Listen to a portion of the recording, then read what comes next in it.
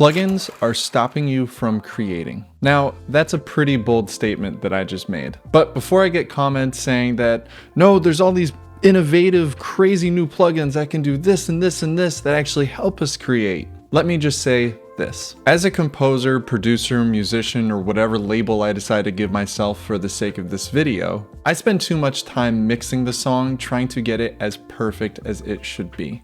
And there lies the problem. Perfect is not possible.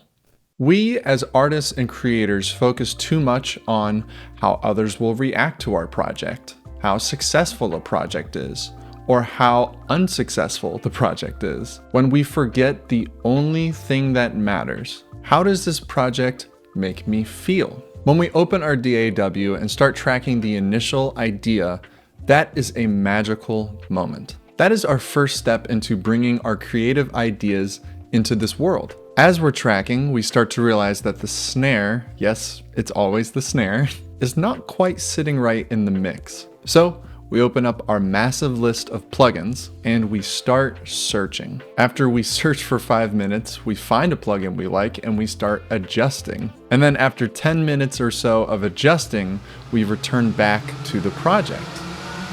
But it all feels different. We don't feel the same spark that we did when we first started the project. We stare blankly at the screen and we search internally for the next idea. We hit roadblocks. And if you're like me, you hit a hard enough roadblock that the thing you were once excited to create gets put on a shelf along with the hundreds of other projects that experience the same fate. Now, most of you probably relate to that. And if you don't, then lucky you. Maybe you have some wisdom to share. Here's what I think the problem is, and what could possibly be the solution. And for the record, I am not anti-plugin at all. In fact, I love new and exciting things in the plugin world. Here's what I think it is. Decision fatigue is the mental exhaustion we face after making too many decisions. If you think about your day-to-day, how many decisions do you make versus what is already laid out for you? What am I going to have for breakfast? What should I wear to work? What tasks should I do first, second, and last? And how do I respond to this email? By the end of the day, our quality of decision making is actually quite low. We already used all of this energy answering all these other questions and decisions. As you work on your project, we're basically doing the same thing. What microphone do I use for this guitar? What drum VST would sound best over this? What plugins will help me get this desired sound? Now, of course, all of those things lead to decision fatigue, but I do believe plugins to be the biggest contributing factor of them all. Now, not every producer has an $100,000 microphone locker, or a wall, or in my case, walls full of guitars to choose from, but plugins are extremely accessible to really all producers all across the financial spectrum. There are many pro-level producers who are actually using the same free plugins that many novice producers are using. Since plugins are accessible, that means it's much easier to have more. And the more we have, the more potential decisions that we have to spend energy on. If we limit our options that are available to us, we are forced to make what we have work. I've limited my range of options here in my home studio. I only have 3 microphones, 1 set of monitors, ignore all of the guitars, I have 1 modeler amp, and I only ever really use between 5 to 6 different plugins per project. Let's be honest, the stock FET compressor in Logic doesn't really sound any different than the Waves 1176. You can fight me on that, but that is a hill I am ready to die on. Many plugins do the same thing. And reading in forums, there's a lot of people who kind of agree with that. But plain and simple, you have too many plugins, and that is holding you back from creating. I would like to challenge you to try something different for the next 2 weeks. Choose only 5 plugins to mix with. That's it. Focus more on creating than mixing the track. After the 2 weeks, you can go back, mix it, do whatever you want, but for 2 weeks, just try this. Whatever plugins you choose, I would recommend to make them a little more simplified. Just give yourself a little fewer options to pick from. I'm looking at you, FabFilter users. Oh, I'm hearing this tiny ring in 2.6 that I have to surgically take out and automate that, so every time whatever. No shade to FabFilter. I think it's a great thing to be that precise and surgical with things, but for this experiment, just try to let that go. The goal is to not tweak every little detail. Now, if I were to do the challenge, these are the plugins that I would choose. Number 1 and 2 would have to be Slate's Virtual Mix Rack. I'm gonna count this as 2 different plugins because I would use them for both EQ and compression. If I could only pick 2 modules from this plugin to use, it would have to be the FGN, which is a Neve style EQ, and the FG401 because I just find it's an extremely versatile compressor. Number 3 would definitely be Logic's Space Designer.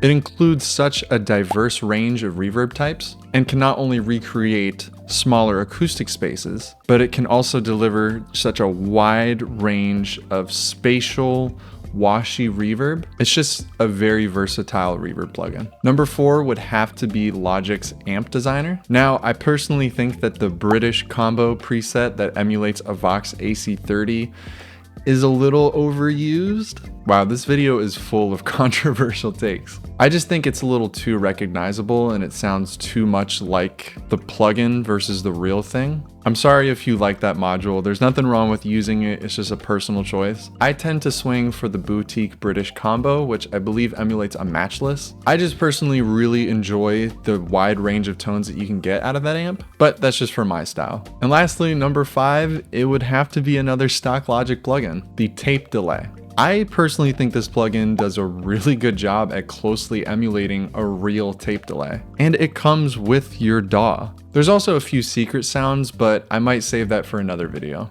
Now, I know that not everyone is on Logic, but most of these plugins that I listed besides the VMR, your DAW has stock plugins that are like that. Like I mentioned, try this for 2 weeks, and I guarantee that you will be creating differently. I feel like we don't give our plugins the time that they deserve to really learn and master what the plugin is fully capable of. Once we get the hang of that, it's almost like we're already searching for the next hot and new exciting plugin on the market. But having this new number of limited options allows us to stop focusing on perfection and start focusing on creating. Many people believe that the 1960s and 70s is kind of when music sounded the best. Let's think about why that is. Sure, the technology at the time had a certain mojo that doesn't necessarily sound like music of today, but we can recreate that sound today. For example, when did this song come out?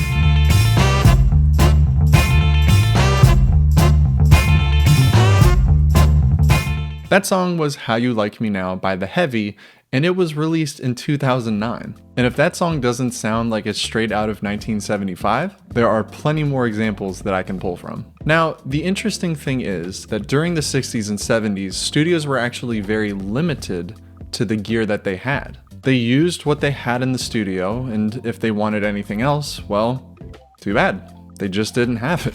The Beatles famously innovated the 4-track recorder by bouncing down other tracks onto one so they can have an infinite number of overdubs. Bruce Springsteen's Nebraska was famously recorded on a Tascam 4-track cassette recorder and 2 SM57 microphones. The gear isn't what makes creating possible.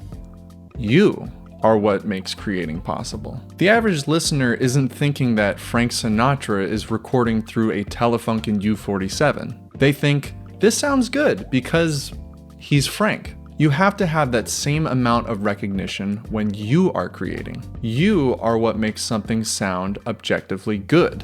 Not gear, not plugins, you. With all that being said, I hope this video could be of value to you in the creating process. I love diving into the philosophy of creating and producing music. And if you love that kind of content, I do hope that you consider subscribing. I know my content lately has been very different than what most of you are used to on this channel. And I'm pretty sure that most of you are here because of the Let's Make Indie Pop videos. But if this type of content isn't necessarily your cup of tea, I totally understand. In all my videos, I mainly just want to put out a message of what I truly believed helped me every time that I was stuck in the creative process. With clarity and understanding comes power.